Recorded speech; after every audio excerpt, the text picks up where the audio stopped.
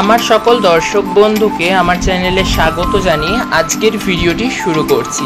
কাছে দূরের যেখান থেকে দেখছো, আশা করছি সবাই ভালো আছো, সুস্থ আছো। আমিও ভালো আছি ভগবানের আশীর্বাদে।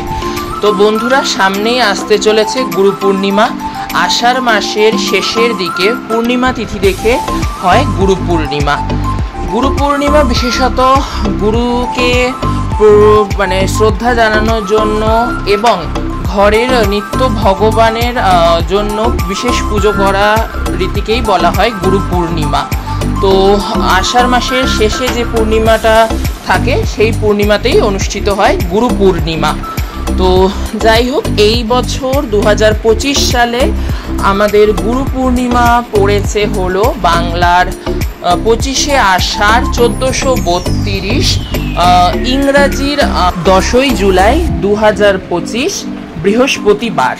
এইবার খুব ভালো বারেই পড়েছে গুরু পূর্ণিমা, বৃহস্পতিবার। এমনিতেই মা লক্ষ্মীর বার, গুরুবার। যাই হোক, আর পূর্ণিমা তিথিটা শুরু হচ্ছে সেটাও তোমাদের একটু বলে দিই। পূর্ণিমা তিথি শুরু হচ্ছে 25শে আষাঢ় মধ্যরাত্রি 2:04 গতে থেকে পূর্ণিমা তিথি শুরু হচ্ছে। আর পূর্ণিমা তিথি সমাপ্ত হচ্ছে শেষ হচ্ছে 26শে আষাঢ় 1432 মধ্যরাত্রি 2:16 নাগাদ। তো খুবই শুভ যোগ আছে এই বছর গুরু পূর্ণিমাতে, যেমন সর্বার্থ সিদ্ধি যোগ, বিষকুম্ভ যোগ, রবি যোগ ইত্যাদি শুভ খুব যোগ আছে। এই সময় ভগবানের পুজো করা খুবই শুভ ফল প্রদান করা হয় বলে মানা হয়। তো এই সময়ে আমরা সকলেই এই দিনটিতে আমরা আমাদের বাড়িতে ছোট করে পুজো করে থাকি। আমাদের ঘরে, আমাদের ঠাকুর ঘরে যে সকল দেবদেবী আছে, যেমন লক্ষ্মী নারায়ণ, রাধা কৃষ্ণ, ছোট লাড্ডু গোপাল, বা যার বাড়িতে যে বিগ্রহ আছে বা যা ঠাকুরের রূপ আছে, সেই রূপের কিন্তু পুজো করা এই গুরু পূর্ণিমার দিনে খুবই শুভ। এবং যদি গুরুদেবও থেকে থাকে, সেই দিন গুরুদেবের কাছেও গিয়ে পুজো দেওয়া খুবই ভালো বলে মনে করা হয়। যাই হোক, তো আমরা কিভাবেই সাধারণভাবে খুব ছোট আয়োজনের মধ্যে ঘরে ভগবানের পুজো করতে পারি। বিশেষত গুরু পূর্ণিমায় অনেকের বাড়িতেই লক্ষ্মী নারায়ণের পুজো হয়, এটা তোমরা অনেকেই জানো। যাই হোক, তাও আমি একবার বলে রাখি, আমার বাড়িতেও হয় মাঝে মধ্যেই। এবার গুরু পূর্ণিমাতেও ছোট করে আমি কোনো ব্রাহ্মণ ছাড়া সম্পূর্ণ ঘরোয়া পদ্ধতিতে ছোট করে করব। তো যাই হোক, ভিডিও পরে বড় ভিডিও পুজোর ভিডিও পারলে আমি পরে শেয়ার করব। যাই হোক, আজকে তোমাদের সাথে বলে দেওয়ার জন্য একটা ইনফরমেটিভ ভিডিও মতো সাজিয়েছি। তো আমার কাছে একটাই অনুরোধ বন্ধুরা, তোমরা পুরো ভিডিওটা শুরু থেকে শেষ পর্যন্ত দেখো, আশা রাখছি। আর তোমাদের কমেন্টস করে কিছু জিজ্ঞেস করতে হবে না, পুরো ভিডিওটা টেনে না দেখে পুরো ভিডিওটা শুরু থেকে শেষ পর্যন্ত দেখো। চেষ্টা রাখছি তোমাদের সকল প্রশ্নের উত্তর দেওয়ার আমি এই ভিডিওর মাধ্যমে। তো চলো, এবার আমি সরাসরি পুজোয় চলে যাই।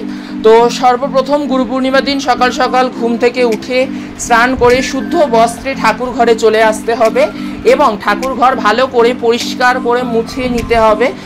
ভালো করে পরিষ্কার করে শুকনো করে মুছে নিতে হবে। ধুয়ে মুছে নিয়ে তারপরে যেখানে ঠাকুরের পুজো হবে, লক্ষ্মী নারায়ণের বলো বা লাড্ডু গোপালের বলো বা রাধাকৃষ্ণের বলো, আমার বাড়িতে যেমন বিশেষত লক্ষ্মী নারায়ণের আমিই করে থাকি ঘরোয়াভাবে।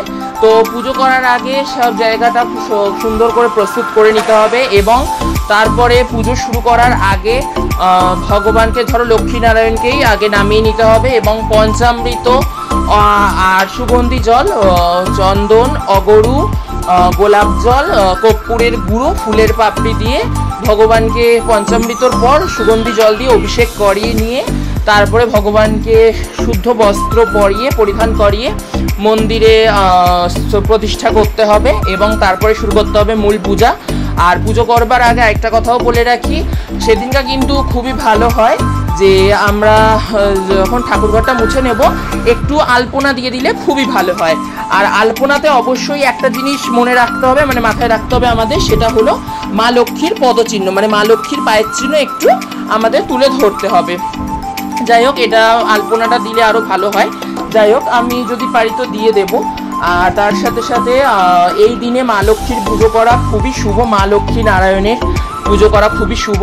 তো যাদের কাছে যে রূপের ঠাকুর আছে তারা সেভাবেই পুজো করবে। যদি কারোর ঘরে থেকে থাকে চিত্রপট, তারা চিত্রপটেই পুজো করবে। আর যদি কারোর ঘরে থেকে থাকে বিগ্রহ, আমার মতো আমার যেমন বিগ্রহ আছে, তো সেই রকম বিগ্রহ থাকলে বিগ্রহেই পুজো করতে হবে। যার ঘরে যে রূপ আছে ভগবানের, যদি চিত্রপট থেকে থাকে চিত্রপট, যদি বিগ্রহ থেকে থাকে বিগ্রহ, যাতে হোক পুজো করতে হবে। এই দিনে পুজো করা খুবই শুভ।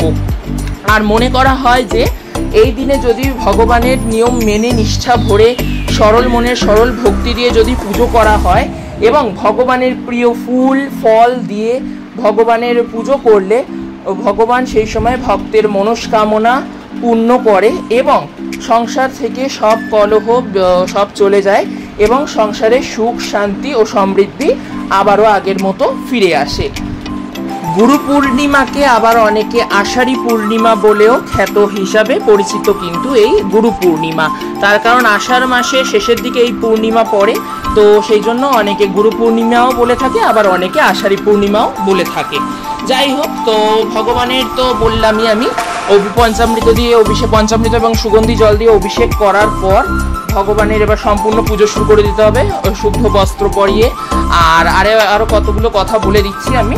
আর পুজো শুরু করার আগে আমাদের কটা কাজ করতে হবে। আমরা তো স্নান করে শুদ্ধ বস্ত্র পরেই ঠাকুর ঘরে আসবো, তারপরে এসে ভগবানের অভিষেক করিয়ে ভগবানের পুজো শুরু করব। যাই হোক, তো পুজো শুরু করার আগে আমাদের মন শুদ্ধির মন্ত্র বলে নিতে হবে। মন শুদ্ধির মন্ত্রটা কি সেটাও আমি তোমাদের সাথে বলে দিচ্ছি। মন শুদ্ধির মন্ত্র হলো নমো অপবিত্র পবিত্র বা সর্ববস্তাং গত বিবা যৎ স্বরে কুন্দরী কাক্ষ সবাচ্য অভ্যন্তর সূচি নম সূচি নম সূচি নম সূচি। এই মন্ত্র বলে আমাদের মন শুদ্ধি করে নিয়ে আমাদের সম্পূর্ণ পুজো বিধিতে ঢুকে যেতে হবে। এবং পুজো শুরু করার আগে ভগবানের লক্ষ্মীনারায়ণের উদ্দেশ্যে অবশ্যই একটি ঘিয়ের প্রদীপ এবং সুগন্ধি ধূপ যার প্রজ্বলিত করে নিয়ে তারপরে আমাদের পুজো শুরু করতে হবে। তারপরে ঘিয়ের প্রদীপ এবং ধূপ প্রজ্বলিত করার পর তারপরে আস্তে আস্তে করে ভগবানকে ফুলমালা, তারপরে সুন্দর সুন্দর নিজের হাতে মালা গেঁথে বা কেনা মালা দিয়ে, মানে ফুলের মালা দিয়ে বা আরও নানান সুন্দর সুন্দর ফুল দিয়ে ভগবানের পুজো অবশ্যই করতে হবে। আর এই দিন বিশেষত লক্ষ্মীনারায়ণের পুজো করলে মা লক্ষ্মীর কাছে একটি অবশ্যই লাল পদ্ম ফুল, একটি দুটি করে হলেও লাল পদ্ম ফুল নিবেদন করতে হবে এবং নারায়ণের উদ্দেশ্যে একটি পৈতে, মানে উপবীত বা পৈতে নিবেদন করতে হবে। আর এ কথা তো বলা লাগে না, পুজো করতে আগে সবার প্রথম লাগে মনের ভক্তি। সরল মনের সরল ভক্তি দিয়েই পুজো করতে হয়। ভগবান অত কিছু চায় না, কিন্তু যাই হোক তাও আমরা তো একটু ভগবানকে দিয়েই পুজো করি। যাই হোক, আর গুরু পূর্ণিমা বা আষাঢ়ী পূর্ণিমা পুজোতে কি কি দ্রব্য লাগবে, মানে কি কি জিনিস লাগবে সেটাও আমি তোমাদের বলে দিচ্ছি। ভগবানের প্রিয় ফুল ফল, মিষ্টি, দই, আরও নানা ধরনের সেদিনকার আমরা পারলে ভোগও করে দিতে পারি ভগবানকে, যেমন খিচুড়ি ভোগ, পোলাও ভোগ বা লুচি তরকারি, সুজি, নানান ধরনের মিষ্টান্ন। আর অবশ্যই ওই দিন যদি ভগবানকে একটু পরমান্ন করে দেওয়া যায় সেটাও খুব শুভ হয়। আর গোবিন্দভোগ চাল, দুধ, খাঁটি গরুর দুধ আর মিছরি দিয়ে যদি মা লক্ষ্মীনারায়ণকে যদি একটু পায়েস, মানে পরমান্ন বানিয়ে দেওয়া যায় সেটাও কিন্তু খুব শুভ ফল প্রদান করে। আর তার সাথে সাথে আরও জিনিস গুছিয়ে রাখতে হবে আমাদের পুজোর আগে।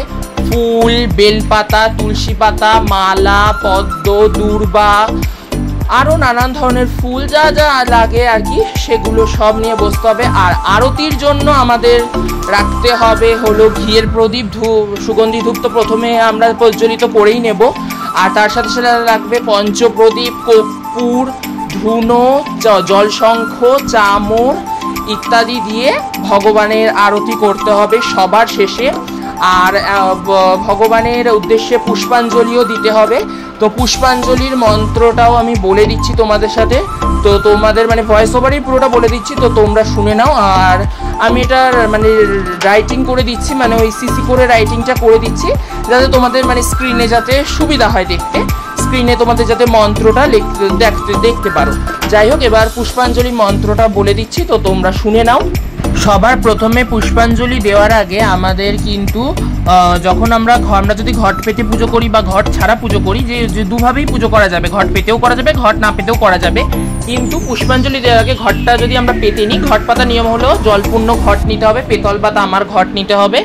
সেই ঘটে জলপূর্ণ করে পর্তুলিকা মানে মঙ্গল চিহ্ন অঙ্কন করে নিতে হবে। অঙ্কন করে নেওয়ার পর ঘটের জলে একটি 1 টাকার কয়েন, একটি সুপারি, একটি গাঁঠ হলুদ, একটু দূর্বা, একটু আতপ চাল আর একটি হরিতকি দিয়ে মানে 5টা মঙ্গল দ্রব্য দিয়ে ঘটটা পাততে হবে। এবং তারপরে ঘটের জলের ওপর একটি বিজোড় সংখ্যাযুক্ত আম্র পল্লব দিয়ে, তার উপর একটি পান পাতা দিয়ে, তার উপর যে কোনো আস্তফল যেমন সুপারি হোক, হরতকি হোক বা কলা হোক বা শীষযুক্ত ডাব হোক দিয়ে ঘট পেতে ঘটে পুজো করে নিতে হবে। আর ঘটে কিন্তু সর্বপ্রথম ফুল দিয়ে পুজো করতে হয় গণপতি বাপ্পার।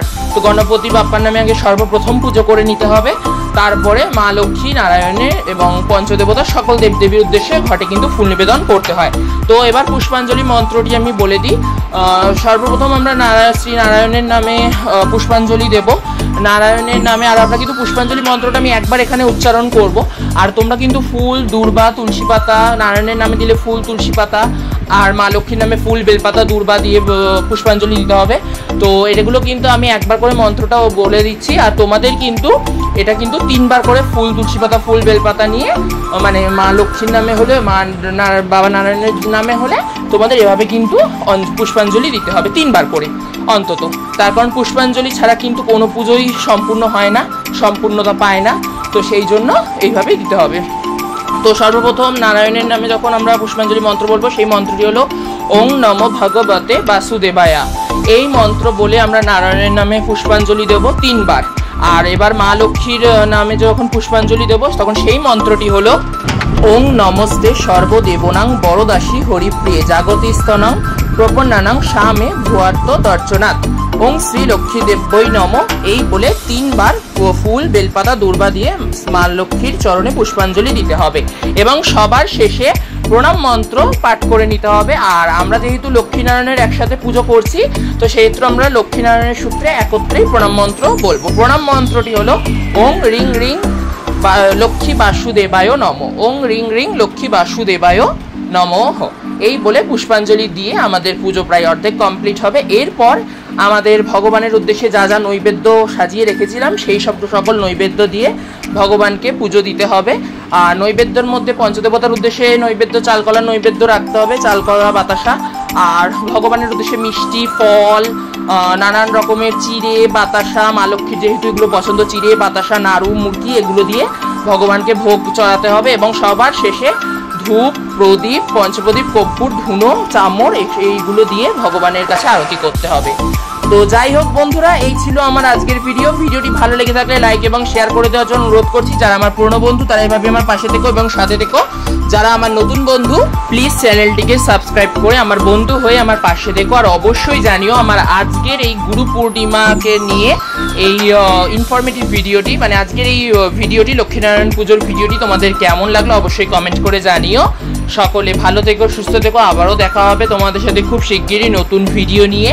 আর অবশ্যই আমার বাড়িতে যখন পুজো হবে 25শে আষাঢ় 1432, ইংরাজি 10ই জুলাই 2025 বৃহস্পতিবার গুরু পূর্ণিমা বা আষাঢ়ী পূর্ণিমার যে পুজো হবে, আমি অবশ্যই চেষ্টা করব তোমাদের সাথে ভিডিও শেয়ার করার। তো যাই হোক, সবাই ভালো থেকো। আবার তোমাদের সাথে দেখা হবে নতুন ভিডিওতে। সবাই ভালো থেকো। আর আজকের ভিডিওটা তোমাদের কেমন লাগলো অবশ্যই কিন্তু কমেন্ট করে জানিও। আর ভালো লাগলে অবশ্যই একটা লাইক করে দিও। আর সবার সাথে কিন্তু অবশ্যই ভিডিওটা শেয়ার করে নিও।